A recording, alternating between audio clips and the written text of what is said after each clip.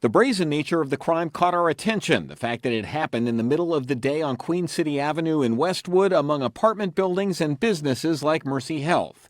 We interviewed a forensic psychologist about the type of person who would do this. This is a person that, again, likely has done this before and likely will do it again.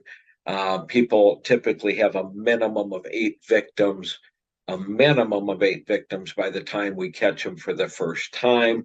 And he may be right. Police arrested this man, 30-year-old Mark Andrews, over the weekend. He is charged with rape for allegedly sexually assaulting a woman in the same neighborhood where Thursday's attempted rape occurred. Take a look at Andrews' mugshot from an arrest on a different charge last year. Compare it to the composite sketch released last week. Now compare it if we remove the mustache.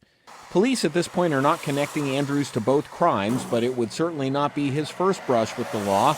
In fact, we found nearly 30 priors dating back to 2013. They range from trespassing to much more serious crimes. He at one point listed this apartment complex as an address. It's 2 blocks from where the sexual assaults occurred last week.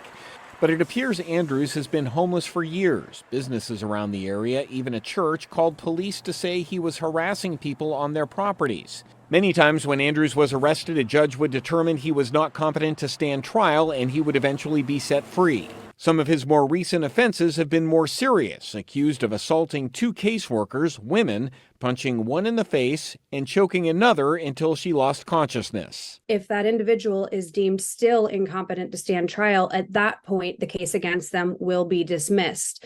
The executive director of NAMI, the National Alliance on Mental Illness for Southwest Ohio, says the law protects people who don't have the ability to mount a proper defense. How does that keep the public safe? I think that that's a systemic issue. Our system is not perfect. The system has holes. Harper says addressing mental illness and people's issues before they end up in the criminal justice system would be the best way to safeguard the public.